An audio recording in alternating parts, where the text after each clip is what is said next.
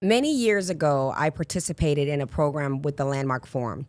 My takeaway was this: you know what you know what you don't know, and you don't know what you don't know. These are our blind spots in our life. So today, I am going to coach someone live to expose some of those blind spots using some of our childhood traumas.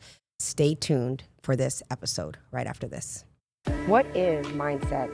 Our mindset is based on what we believe, and anything we believe in, we put into motion. I have spent my life putting the mindset of perseverance into motion, and now I am here today to share my journey along with others whose mindsets have changed the course of their lives. Hi, I'm mindset coach Lorraine Lindsey, and I believe that if you can change your mind, you have the power to change your life. So are you ready?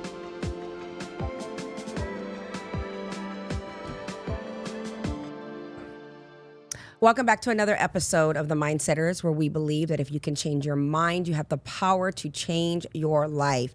Today is the first day on this show that I've ever actually coached someone live. So I hope that you all have pen and paper out, and hopefully you can apply some of these tools to your own lives, because we all have backstories that lead us to where we are today.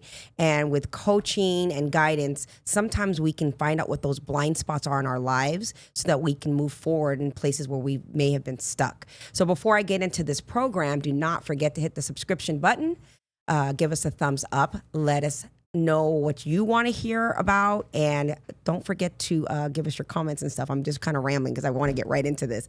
But anyway, so yes, please subscribe. I am your host, Coach Lorraine Lindsey, a certified peak performance and life coach. I specialize in mindset. It is my thing. It is my jam, because like I said in the beginning, I do believe that mindset is where it's at. So Dorian, welcome back. You were here last week. It's like Groundhog Day. Yeah, man. And only my outfit's cuter this week. So it's a different kind of Groundhog Day. Came up and the winter is over, baby. I got my summer fit on. So listen, you came to me and you were like, Lorraine, I want to do this. I want to get on your show. And I never really thought about actually having people that I coach come on the show and actually kind of go through coaching session. And you and I have had some time coaching. And so there's some backstory and there's a lot of texture to this. But recently, I gave you an assignment. So let's kind of talk about that. Do you want to share with the audience what that assignment was? Because I'm proud of you. You did it. You did the work. Yeah. So one of the things I was struggling with, that like a real big blockage with my emotions, wanting to share my emotions or voice how I feel. And one of the things you told me to do was think of my 10-year-old self, a time where I could think where life was pretty rocky for me, and to write a letter to that 10-year-old me, and basically talk to that 10-year-old me and let him know that it's gonna be all right, and let him know to use his voice. And basically, it took me some time. You told me like 2-3 months ago, right? And I avoided it because I don't know. That was gonna be my question. Yeah, I think I avoided it because it was gonna take some real work, like sitting there with my thoughts and feeling those feelings that I pushed back for 20 years. And I finally just said, F it, let me just get this out of the way. Because for me, I want to be my best version as myself as possible. And I think I was being held back by not using my voice. As vocal as I am, coaching and things like that, when it comes to emotions, I just shut her up in the corner. Yeah. And and I really wanted to get to the next level of that. And that was something you and I have done through coaching. And the way that I coach for people who are watching out there is I feel like it's kind of like psychotexture. It's like an architectural design, right? It's like, okay, let me listen to the person and look for cues and patterns and habits that I see that are kind of running amok in their life. Because a lot of times, and again, I'm going to go back to those blind spots. We don't know what we don't know because we're so programmed to do things a certain kind of way. It's like you as a human being is the computer, and everything your mind does is the software that's being downloaded. And it's me kind of being that tech looking through and saying, what are these limiting belief systems that this person has? Or what are these habits that they've formed that they don't realize are hindrance to them moving forward? And so with you and I doing some work, one of the observations that I made was that you don't use your voice, that you you go out there and you're just this ambitious person and you have such a big heart to give. I mean, you're always driven by charities and things like that, but then not everybody shows up the same way you do. And then you get frustrated and disappointed. But then our conversation was, well, are you communicating? Are you setting the expectation by talking about what those expectations are? And you're like, you know what? No. So I've been challenging you a little bit to go out there and have those conversations and use your voice. Now, with that said, why did you lose your voice in the first place, right? And this is where we go into that childhood thing. And I'm just kind of giving a little texture so when we get to do this coaching stuff, people understand where it's coming from. Yeah. And so through that, when I was like, okay, he doesn't have his voice, he's not communicating, but what was the reason why? So tell us a little bit about what you shared with me that was happening in your life around, let's say, 8 to 10 years old. Yeah, it was roughly like 10 to 12 years old. Me and my family, we were homeless at the time. We became homeless, and for me, I wanted to make my mom's life easier than it already was. Her having to take care of 2 kids, figure out what we're Are you the oldest? Yes, I'm oldest. Okay. My sister is about 8 years younger. Mm-hmm. And so she was like a baby, like 2, 3. And I just always thought, I don't want to make her life harder than it already is. I don't want to be a burden to her. Mm-hmm. So I would always just sit back and pretty much accept life for what it was. And like, this is it. This is all it's going to be. If I say something or try to complain, it's just going to make it more stressful for her. So then I just closed it up. And then even fast forward, when I lost my best friend and I fell out the 4-story window, I went to jail. So I had to be in jail, and it was, I don't know, I just didn't want to sit there and cry in jail, to be honest. Mm-hmm. I had to worry about what's next, if that makes sense. Yeah, of course. So I think that's where it came from. It's just the childhood I had, not wanting to stress my mother out more than she was already stressed. And like I said, not being a burden to her as opposed, yeah. So here's the thing, like, when we go through things, and everybody has been through something, some people's stories are much more tragic than others, and some have far more hardships. But regardless, we've all experienced emotional traumas, right? The 3 feelings, and I'm referencing this landmark form because this is kind of where I learned all of this stuff, was the first time we felt like we were alone, the first time we felt like we did not belong, and the first time we felt like we were not enough. And these 3 things are kind of the things that has become our marching order in our lives. So whenever we have faced with that fear of not being enough or not belonging or being alone, our childhood self gets triggered.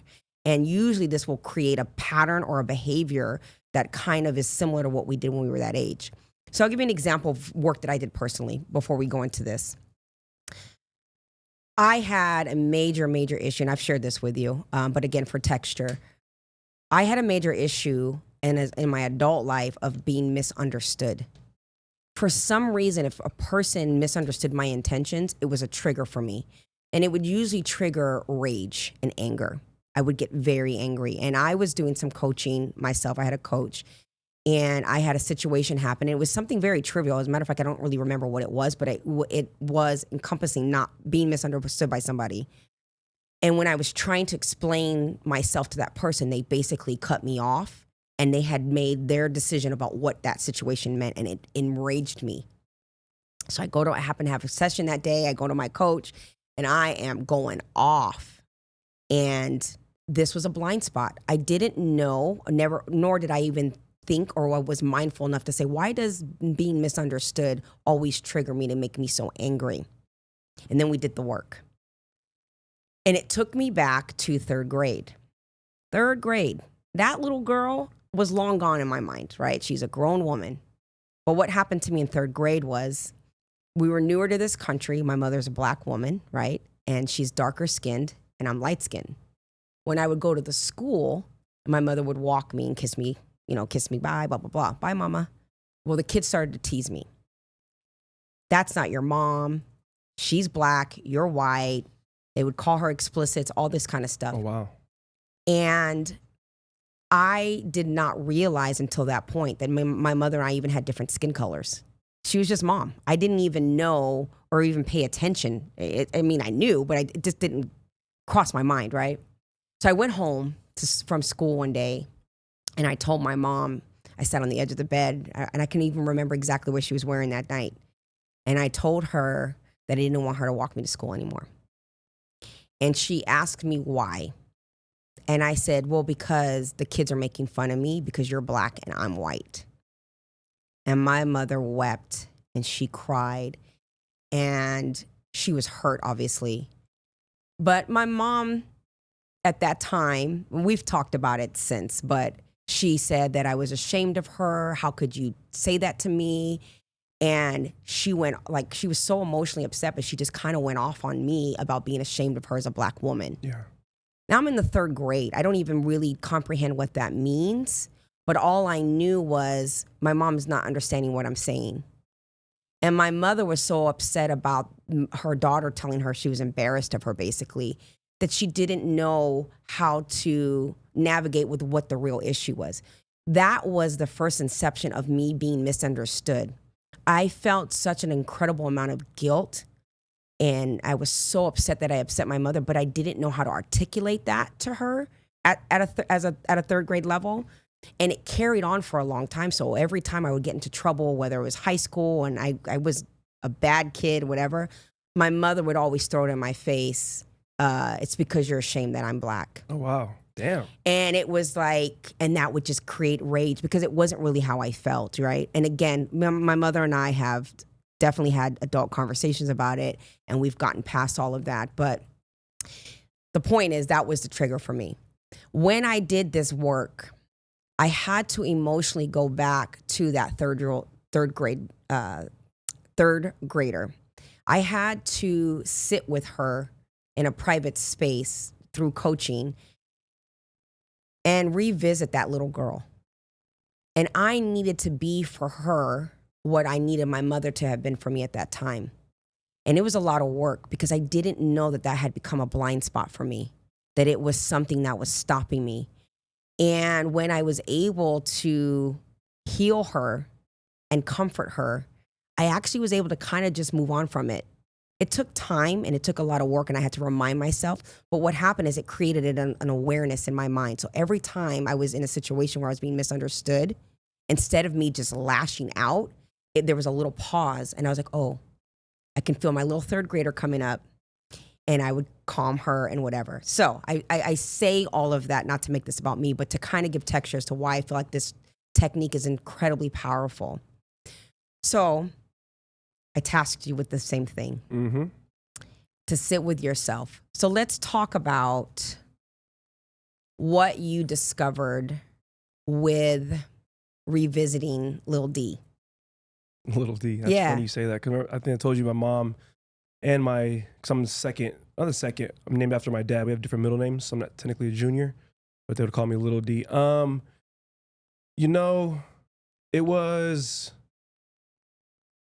It was interesting. I was excited to do it, to be honest, because like I said, I've been putting it off, and I was intrigued to see where it was going to go as I started writing the letter. And I pretty much just let him know that the situation and the way life is right now, at 10, 11 years old, isn't going to be the end of everything. And that it's okay to speak to your mother and let her know how you're truly feeling without being scared or worried of the consequences of feeling like there's going to be, shut up or whatever the case may be. Like, I should be using my voice to express my emotions. Don't hold back and don't be scared of it. And also let them know that moving forward, you're not alone anymore, that I'm going to be with you now. And I got to be honest, part of the reason I kind of put it off too is I was like, what? Write a letter to myself. You know what I mean? I just thought it was like ridiculous. But I'm like, you know what? If I really want to get healed and fix these things, I got to do things I'm not used to doing. Right. Do things out the ordinary. Do the work that the professional's giving me, as opposed to like, no, she's tripping. You know what I mean? Right. What was the feeling that you felt at that age? And you've already said it, but what was that little guy's feeling when he was losing his voice? Why did you not use your voice? Feeling little, small, embarrassed, of course, of the situations that we were in, like being homeless and stuff. It sucked when I think back on it now. And as a kid, like I said before, I just thought that was the normal. Like that's just what it is. And it's not until I've gotten older now and I can think back on it and remember those feelings of stuff. Like it was real. It just sucked. Like it was bad. So one of the words that you had used and you've used before was the word burden. Yeah. When the word burden, when you feel like a burden, what does that look like for you, and how does that carry on to your life? Are there times now in your life that you felt like you were a burden to somebody? Or do you prevent yourself from getting into situations where that could even be a potential? Yeah, I think a lot of the times now, well, not now, in this current moment, I've gotten better with it, but in my adulthood life, I always made sure, or I moved in a way where I wouldn't be a burden. Right. You know what I mean? Like regardless, something made me uncomfortable or I didn't like it, I kind of would just shoo it off. Like, okay, I don't want to stir the pot. Like, no. Whenever I had a job or something and something of the job I didn't like, or whatever the case may be, or even a relationship dealing with women, I would kind of not necessarily express everything I'm feeling with the fear of them being like, oh, what the hell, you're tripping, you know, cutting it off or whatever the case may be. Right. So I would withhold a lot throughout my life. It's surprising to me because I'm very okay talking and being vocal, but when it comes to my emotions, not so much. Do you feel like, and again, I know we've talked about this stuff too, off camera, of course, because I guess what I'm trying to do is I want to really emphasize why these kind of exercises are super important, right? Because to feel as a child that you were a burden, when that wasn't a responsibility of yours or an emotion you should have been carrying, but you were taught that, not directly, but indirectly, right? And I talked about this on the last show, actually, about your mother may have had certain intentions, but she didn't realize the impact that she was having on your life. And when we do these exercises to dig deep and go into these little childhood traumas, it isn't to dig it up to place blame on someone, because we also have to move past that, right? But to just recognize, how is this carrying on in my life? What is the burden of being a burden become for my life as an adult? What am I avoiding in my life that could be something that could be great because I feel that I can be a burden? Because it's like, I could not want to be a burden by avoiding people, or I could not want to be a burden by doing everything myself when I need help. And do you feel like you've done those kind of things for yourself? 100%. I've always felt like doing everything by myself. Rarely do I want to ask for help or anything like that. I just like, you know what, I'm gonna just deal with it on my own.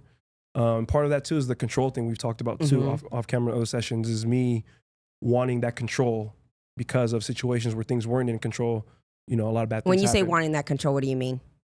Control of the situations, especially with my life, like being in control of everything, trying to make sure it goes, I guess, the way I want it to, and not allowing others to have their input in it. And then if it doesn't go the way I want, you know what I mean?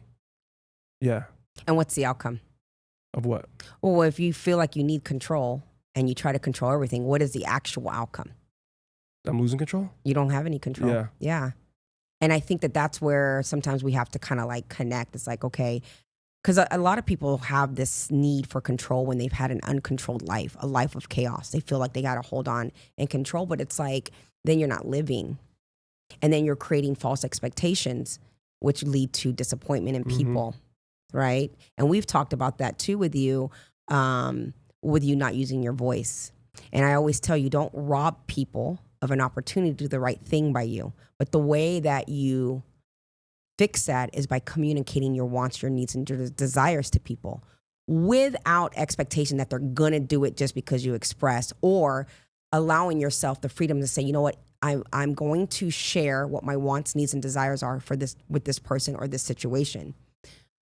I'm hopeful that they care enough that they'll make an effort, but I am not going to live on the expectation that it'll manifest the way I want it to.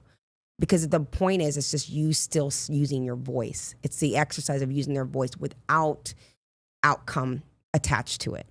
Because if we attach ourselves to expectation and outcome, then we end up feeling disappointed. And then we shut down and we retreat, right?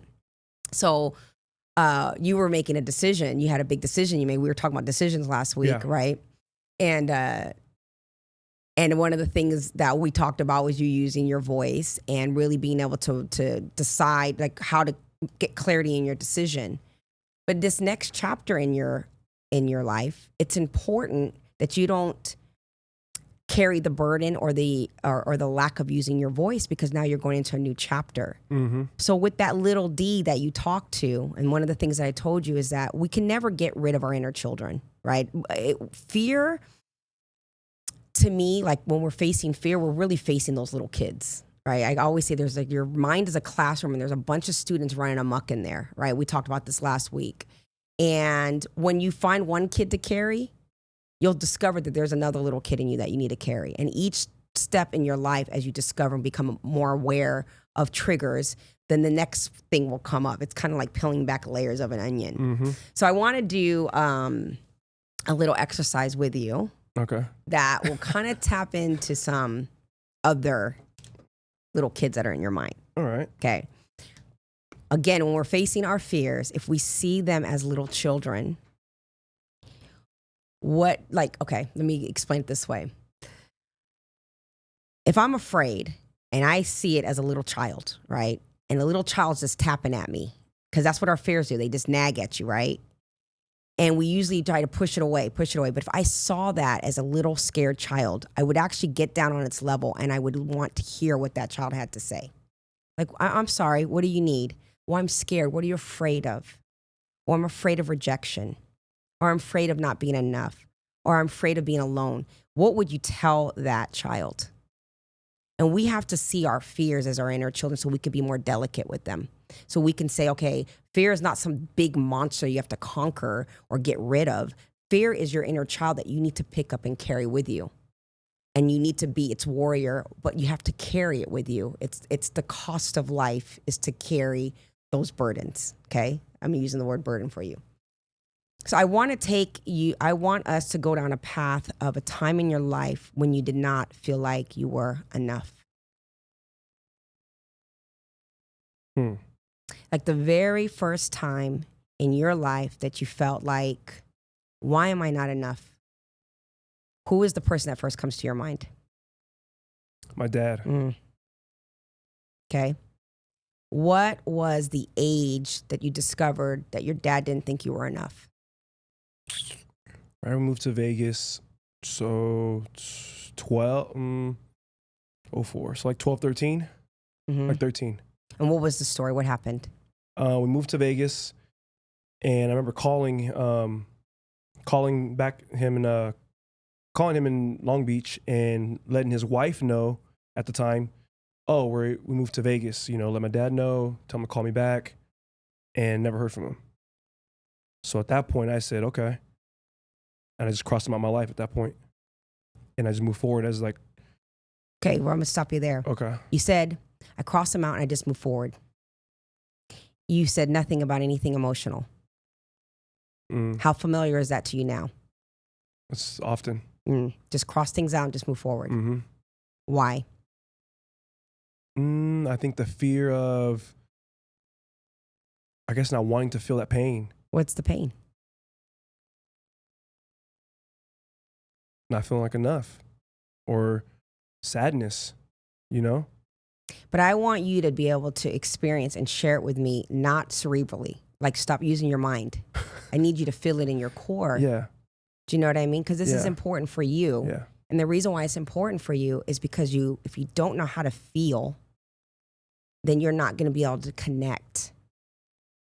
And there's going to be hindrances in your life and connections you're not making when you need to make connections because of that rejection. So we're going to go back to why you were even the one making the phone call. Why did you call your dad? Why didn't somebody else make that call? I think, I don't know. I think we moved on a whim, because we were homeless, so it was kind of like we got income tax, let's go, we're going to move. It was like within a week. Mm-hmm. How did you feel about that?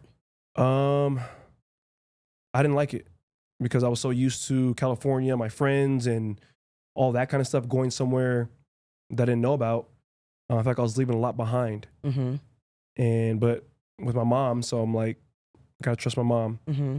And yeah, and then moved here, and then we got settled about a month or two in, and I just wanted to let him know where I was at, and yeah, because I loved my dad. At that point, he was in my life up until we moved here.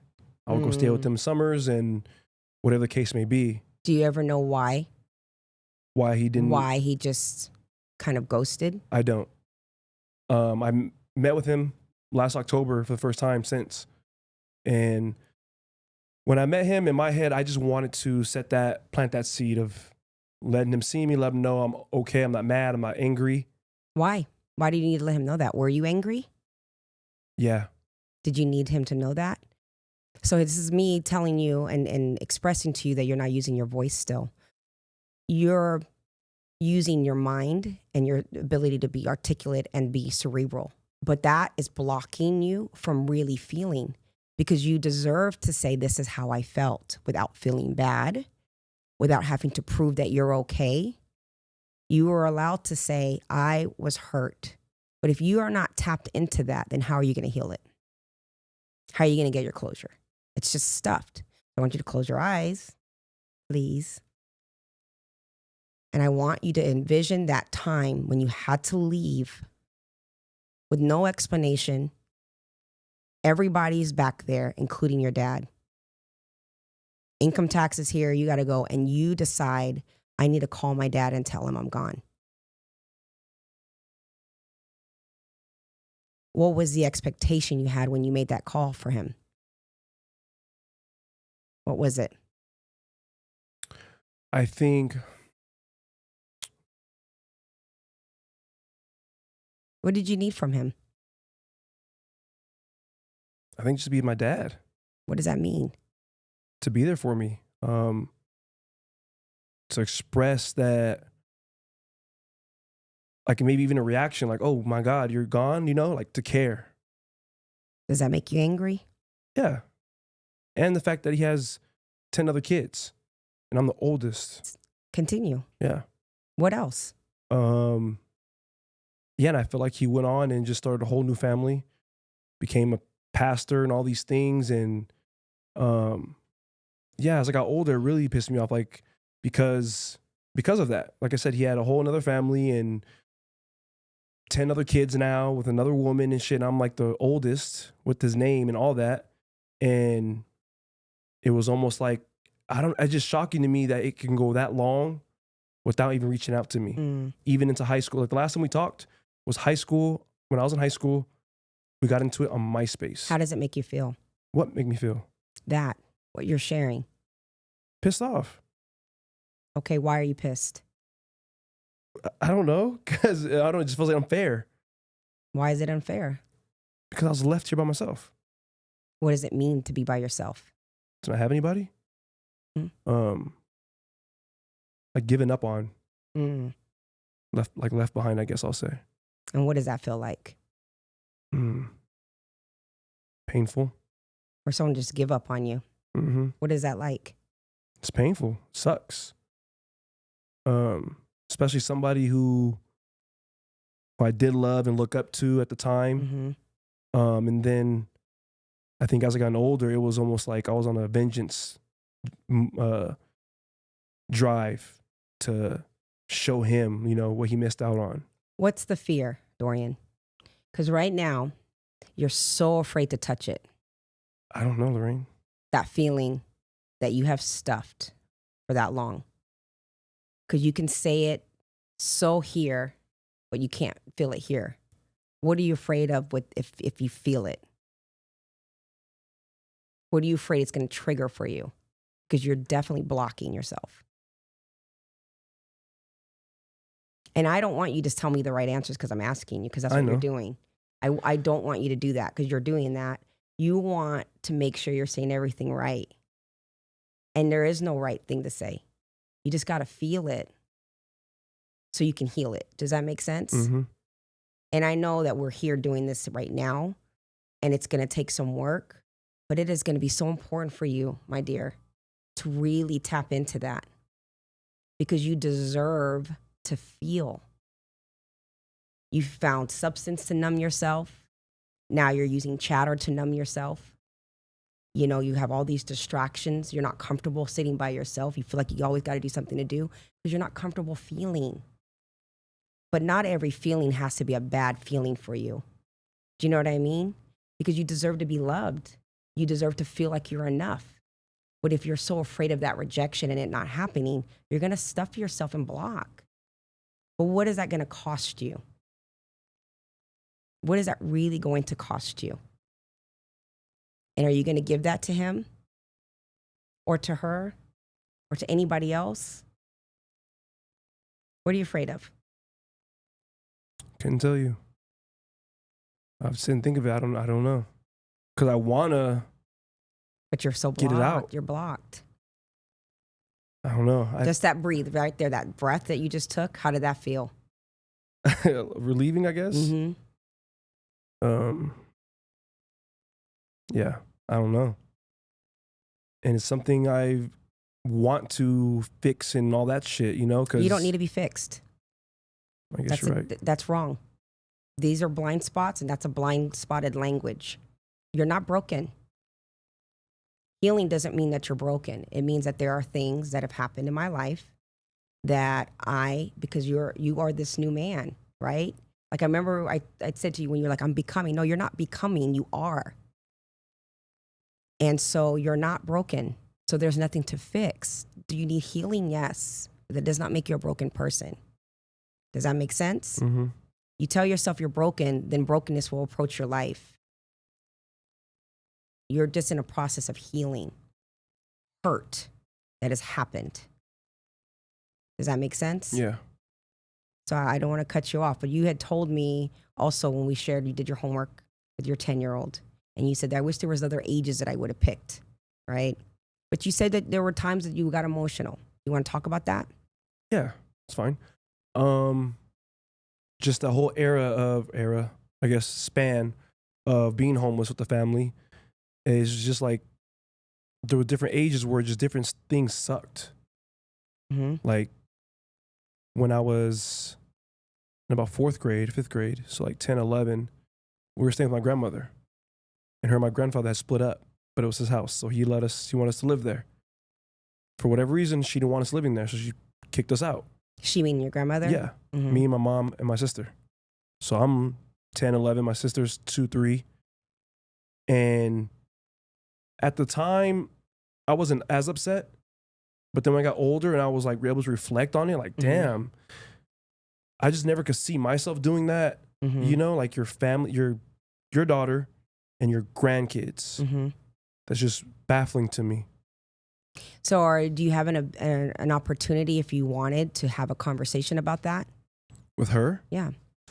It's something I've been trying to the strength to go and talk to her about. Mm-hmm. She is still alive. She's in her 80s now, not as mobile. My grandfather already passed from dementia a few years ago. And I remember going off on her on the phone one time because she put a restraining order on me and my mom to not be able to see my grandfather when he was in the one of the homes once he got dementia.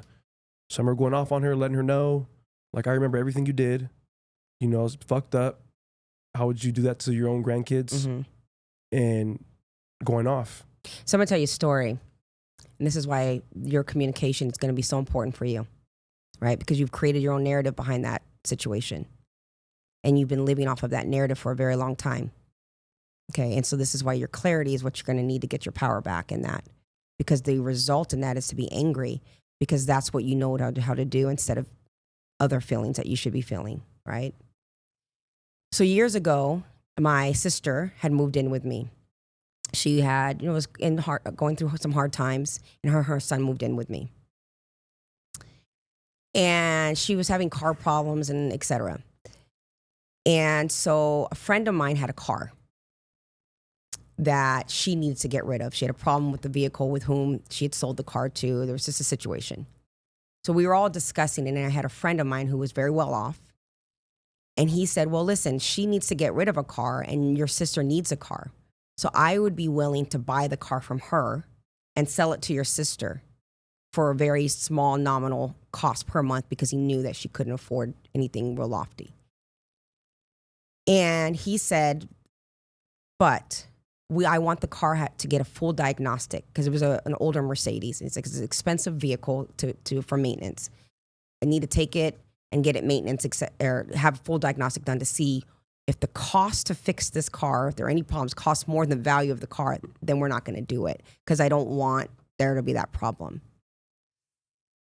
And I was reluctant because I didn't want to jeopardize a friendship or, what if my sister can't pay? And he goes, I'm already aware of that. It doesn't matter. That's me and her arrangement and it won't jeopardize her. But that's the rule. That's the caveat. The car has to pass the diagnostic. So I shared with my sister and she was excited and elated and all that. I said, well, don't get excited yet. We have to go get a diagnostic done on the vehicle. Okay. Sure enough, go get the diagnostic done. And this car has got a plethora of problems. And so the deal was off. He did not want to purchase the car. It was literally 3 times the amount of money that the car was worth. So I told my sister, the diagnostic came back and so on and so forth. And she went off on me. She was angry. She told me all kinds of explicits. You think you're better than me. I need this car. Me and my son need this car. And so on and so on. She's just going off. And I'm like, it's not up to me. And you can go off all you want, but it's not up to me. I'm trying to do something nice, but I can't make the guy buy you a car. She's like, well, I have friends who are mechanics. And I was like, well, with all due respect, your car that you have now, they can't fix those. And this is a foreign vehicle. Anyway, when I went to work, whatever, I came home, my sister and her and my nephew were gone. She decided to pack and move out, okay? Don't know where she went, whatever. All I know is all her stuff was still in my house. I'm going to let her be. Fast forward, and there's a reason why I'm telling this story, okay? Fast forward, my nephew's turning 10 years old, and I want to take him to Disneyland. Now, we hadn't heard from my sister. None of us, no one in the family heard. We don't know where she's at. She doesn't want to talk to anybody. And it was months. So finally, she kind of surfaced, and I had asked if I could take my nephew to Disneyland for his 10th birthday. We go to Disneyland. She actually allows me, and I was surprised, but she let me take him. And we go to Disneyland, and we have the most amazing time until the end. He's 10 years old. And we go to get something to eat. And he wanted a specific dish, and they didn't have it. And he threw a fit in the restaurant. And I'm like, I go off on him. Like, we just went to Disneyland, had this great time. And you're going to act up over not getting oysters, I think it was, or something he wanted. 10 years old, he loved oysters. And he unleashes on me. And he says, oh, you want to talk to me like that when you left me homeless?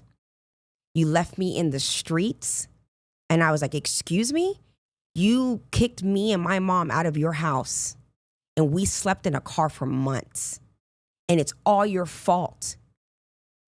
My heart was so broken because this little boy had created this narrative with the helps of his mother, I'm sure.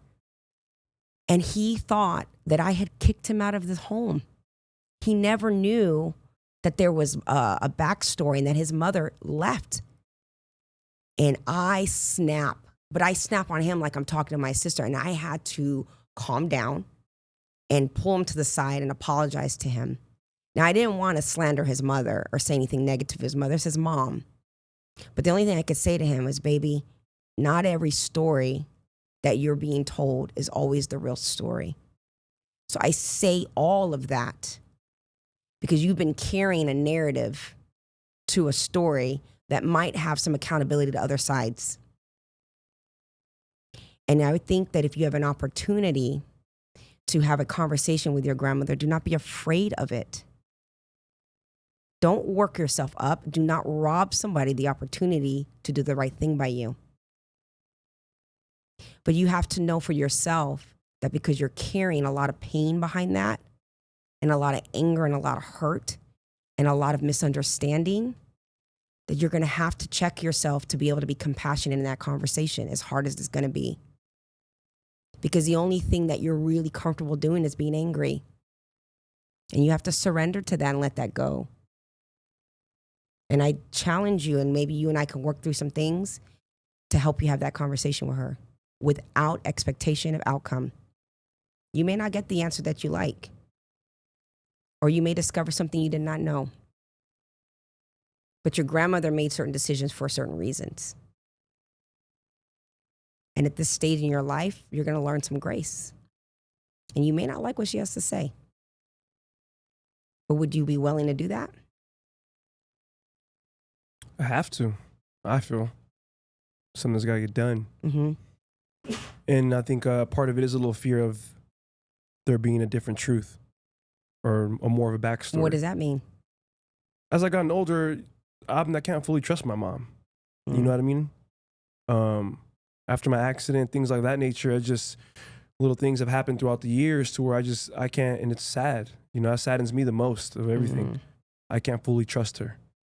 No matter what, as much as I love her and all these things, I just can't. And what do you need the trust to be with her? With who? With your mom. What do I need the trust for? Yeah. At this stage in your life. At this age in your life. I don't think. Because the little kids, they're still running amok. Yeah. You still need your mommy. And we do that. We needed something from our parents when we feel like our parents have failed us. And that little kid in us is still kind of pursuing that. And you've got to know when to just let it go. What do you need to trust her for and with? You just got to let her be. That is that woman. And I'm sure she has her stories and her experiences and the shit you've put her through, right? She's going to have her own narrative. But what do you need the trust for? And I'm not saying you're not right. Okay, let me make that clear. But you got to get clarity on what you need the trust for. That's where these clarities are your superpowers. Okay, I need to trust my mom. Why? It's not wrong that you need it, but you need to be clear as to why. At this stage in your life, why do you need it? I think, just thinking of it right now, as I'm becoming an adult and going through all these different phases of healing also and career-wise and things of that nature, I don't feel like I can go to her with anything. Well, what if she's not that person you can go to? Then who is? I don't know. But guess what? You get to decide that. In a perfect world, would it be your mother? Sure. But the more you come to the realization that that's not her role because she's just not capable, it doesn't even mean that she doesn't want to be that person for you. She just may not have the capacity. She may not be a woman who's done her work. Does that make sense? Yeah. And the little boy still needs his mama. And it hurts that you don't have her and that you may never have, not in the way you needed her. And you may never get that. But the way that you can get it is to give it. This is why I tell you to go revisit the little boy. Give him what you needed to yourself. And then you can be giving of that to others who need it. Because that's your call. This lack of has given you a drive. It's driving you to be that for other people. Do you know what I mean? And so when you tap into those emotions and those feelings, it stops you from the blockage so you can do that free. How are you going to love and care and be compassionate if you don't trust? That's a half heart. You ain't going to let nobody in. You'll give it. You're not going to let anybody in. And I don't. And then you're not going to get to serve the way you're meant to serve. Does that make sense? Mm-hmm. So I got homework for you. It's good. 2 things. If you can't have that conversation with your grandmother face to face, you need to have that conversation with her on a piece of paper. And you need to use your voice. Your voice is not a burden. And you need to have that conversation without expectation of outcome. The second thing I want you to do is I need you to see your mother for the woman she is, not for the mother she wasn't. And I need you to write that down. Here's what's cool about this woman. Here's what's not so cool about this woman. Here is the mother I needed her to be. Here's the mother she wasn't. And can I be okay with that and accept that so I can move on with my life? And that way I can have a relationship with her different. Because your relationship with your mom is dynamic the way it is now because you're still needing her to be your mommy and she's still not doing it. Not the way you want. And if you can just let that go, then you can just have a relationship with her based on the woman that she is. And that'll be liberating for you, I promise. So those are your 2 assignments. And then we're going to tap back into the little boy, and we're going to go back to some other of those little kids inside of you. They're all your friends. They're all there to serve you. Your life is not something that is spent in vain. And that's for anybody who's been through opposition. It is what is making you the warrior you are today in your life. Does that make sense? Yeah. Can you receive that? Yeah. Wholeheartedly? Yeah. I'm going to crack you. I'm telling you, I'm going to crack you because you are so blocked. It's something I've been, with her, at least my mom, is something I've been working on, is accepting that, stop trying to force her to be somebody that she's not, you know? And it just gets frustrating just because conditioned to believe that, you know, your mom or whoever is supposed to be that one, that person. And they are. Okay, they are. And it's just frustrating when they don't, when they're still stuck in the ways they were when we were homeless 20 years ago. Yeah. But that is so external. That is you observing something outside and letting it affect who you are on the inside. And you have to understand how powerful your influence is so you can see her and be like, these are the things I needed from her, but I'm now going to accept that this is who she is. And I'm choosing to have a different relationship with because I have accepted. The frustration is when you're allowing the outside to trigger you on the inside. You got to get your power back in that. I'm just going to accept who she is, and I'm going to struggle with that acceptance, and that's okay. And you got to get angry, and you got to get sad, and you got to cry, and you got to mourn the loss of the mother she wasn't.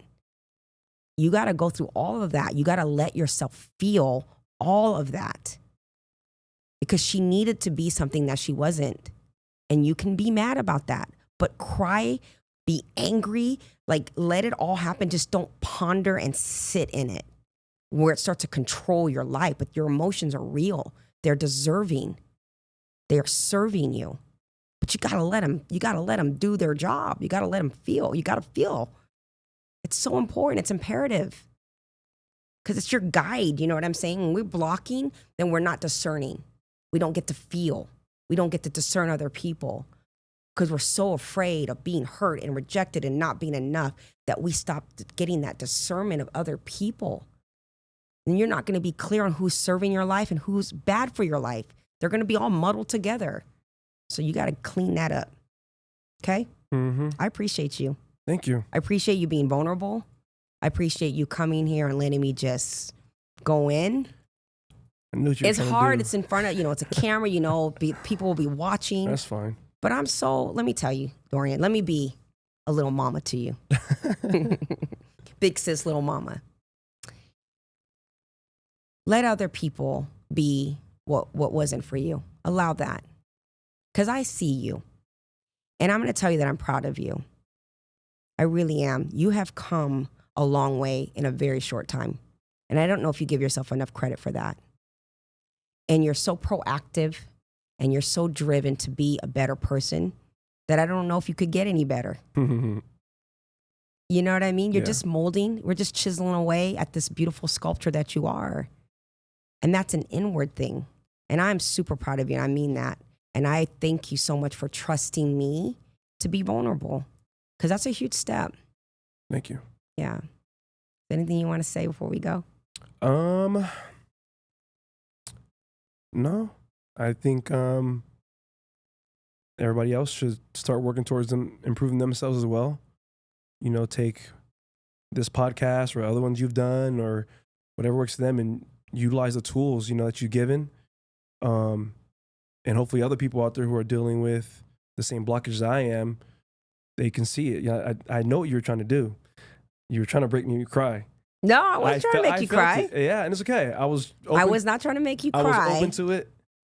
But I promise you I wasn't trying to make you cry. If you cried, you cried. I wanted you to, but I just want you to feel. No, and I want to feel. And it gets frustrating. So But don't beat yourself up either. I'm trying not to, but it gets frustrating because it's like, damn, I'm trying to do all these things and whatever to fix whatever's going on, and it's just like it won't. We're not going to use the word fix anymore. Heal all the things that are going on, and it's like the cap is there and I can't get through it. You have to surrender to what the expectation of outcome is. Everybody has a different way to purge, okay? You are a thinker. You're very cerebral. You process. And you're very open to whatever vulnerability. There's not a right or wrong way to do this. The fact is that you're doing it. Okay? If you need a crack, if something's going to happen, it's going to happen when it's supposed to happen. Give yourself some grace. You're being too hard on yourself. I was telling myself that yesterday too, as I was writing the letter, because I knew this wasn't it. Like, regardless, I was like, that's it? The letter's done? And I was like, nah, I got to do more. But then I'm like, no, I think there'll come a time, because like you've said to me before, healing is just a life journey. It's a journey. And that's what I'm trying to work on too, is telling myself that, and just every day. Can you try to pick up that bottle of water right there? Go ahead, try to pick it up. Oh, you either do or you don't. Okay. So stop saying try. Yeah. Okay, it's like being half pregnant. You're either pregnant or you're not. You're committed to you. Okay, so when you're saying I gotta fix me, I gotta try, it's like it's suggesting that something wonderful is gonna happen in the future, and it's happening right now. So this is the thing that I gotta get out of you. You're not trying, you're doing. You're not broken to be fixed. You're just a human being with experiences, and you're expanding and you're growing. Those are better words, because those are words that are plentiful. Those are words that say that you're enough.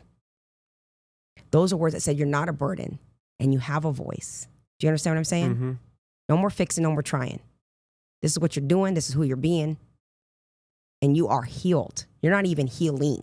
You're just healed, doing some expansion work. I like that. All right? Mm-hmm. So I want you to tell me that you're enough. I'm enough, baby.